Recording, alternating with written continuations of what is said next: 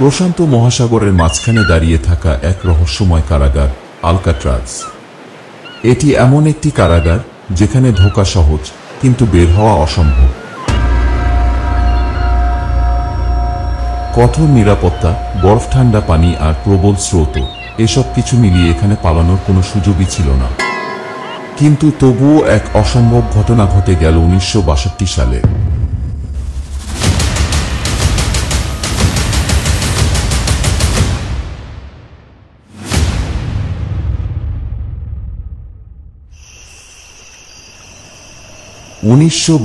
সালের এক চাঁদনি রাত, প্রশান্ত মহাসাগরের মাঝে দাঁড়িয়ে থাকা বিখ্যাত আলকাট্রাজ কারাগারের ভেতর গভীর নীরবতা।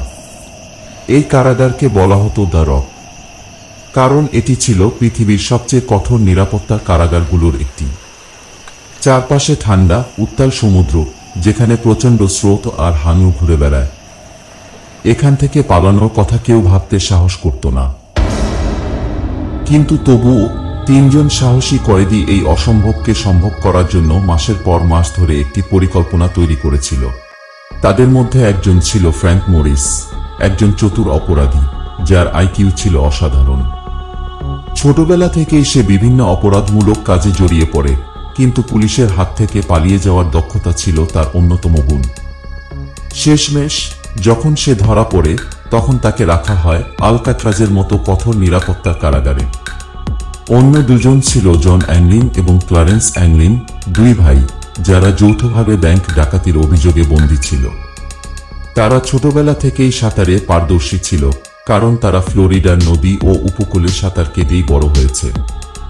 তারা জানত যদি তারা কোনোভাবে সাগরে পৌঁছতে পারে, তবে হয়তো তারা পালিয়ে বাঁচতে পারবে। 3 জন একসঙ্গে পরিকল্পনা সাজাতে লাগল। তারা জানত সাধারণ উপায়ে পালানো সম্ভব নয়। তাই তারা একটি নতুন পথ বের করল, নিজেদের সেলের পেছনের বাতাস চলাচলের ছোট গর্তগুলোকে বড় করার পরিকল্পনা। তারা প্রথমে কারাগারে নিয়মিত ওয়ার্কশপে ছোটখাটো যন্ত্রপাতি তৈরি করার কাজ নেয়, যাতে তারা কিছু সরঞ্জাম চুরি করতে পারে।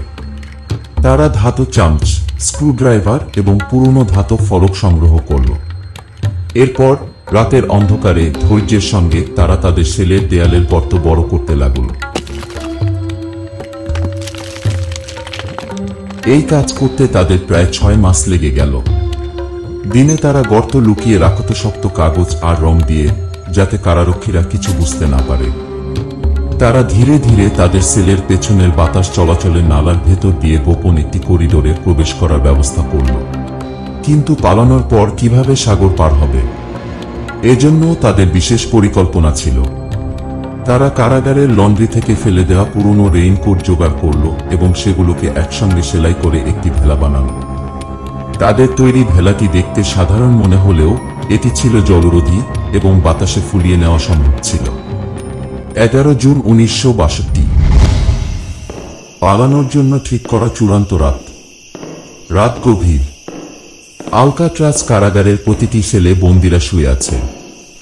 পাহারাদারের ভারী বুটের আওয়াজ ধাপে ধাপে এগিয়ে আসছে। ফ্র্যাঙ্ক মরিস আর অ্যাংলিন ভাইরা তাদের সেলে চুপচাপ শুয়ে আছেন, অথবা অন্তত পাহারাদাররা তাই মনে করছে। কিন্তু আসলে তাদের খাটে যারা শুয়ে আছে তারা কেউই আসল মানুষ নয়। ফ্র্যাঙ্ক মরিস এবং তার সঙ্গীরা জানতেন, যদি পাহারাদাররা বুঝতে পারেন যে তারা পালানোর চেষ্টা করছে, তাহলে মুহূর্তেই বিপদ আসবে। তাই তারা একটা চালাক পরিকল্পনা করলেন, নিজেদের মতো দেখতে নকল মাথা বানাবেন। এই নকল মাথা বানানোর জন্য তারা ব্যবহার করলেন রং করা কাগজ, সাবান, প্লাস্টার আর আসল চুল। রাতের অন্ধকারে এগুলো একদম বাস্তব মানুষের মতো দেখাত। রাত গভীর হতেই তারা একে একে তাদের সেলের গর্ত দিয়ে বেরিয়ে পড়ল।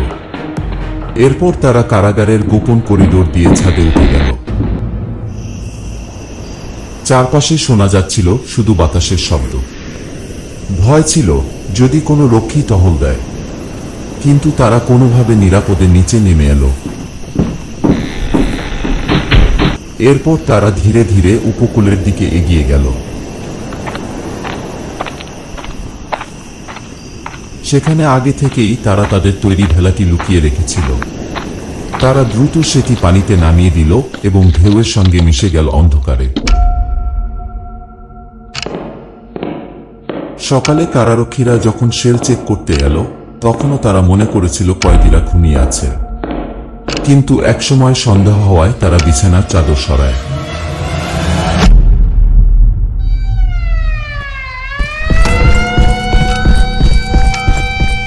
আর তখনই ধরা পড়ে কৃত্রিম মাথার রহস্য। সঙ্গে সঙ্গে পুরো কারাগারে হুলস্থুল পড়ে গেল। এফবিআই, কোস্টগার্ড, পুলিশ সকলকে খবর দেওয়া হলো। কয়েক ঘন্টার মধ্যে পুরো উপসাগর জুড়ে বিশাল তল্লাশি অভিযান শুরু হলো। কোস্টগার্ড সমুদ্র থেকে কিছু কাঠের বৈঠা, একটি রেইনকোটের টুকরো এবং একটি প্লাস্টিকের ব্যাগ খুঁজে পেল, কিন্তু 3 কয়েদির কোনো চিহ্ন পাওয়া গেল না। এফবিআই দীর্ঘ 17 বছর ধরে এই ঘটনার তদন্ত চালায়, কিন্তু তাদের কোনো খোঁজ পাওয়া যায়নি। বছরের পর বছর কেটে গেল, কিন্তু রহস্য রয়ে গেল। অনেকে মনে করে তারা হয়তো সফলভাবে পালিয়ে নতুন জীবন শুরু করেছিল, হয়তো দক্ষিণ আমেরিকায় গিয়ে আত্মগোপন করেছিল। আবার অনেকে মনে করে তারা হয়তো সাগরের ঠান্ডা পানিতে হারিয়ে গিয়েছিল, কিন্তু তাদের দেহ কখনোই পাওয়া যায়নি। এই রহস্য আজও সমাধান হয়নি।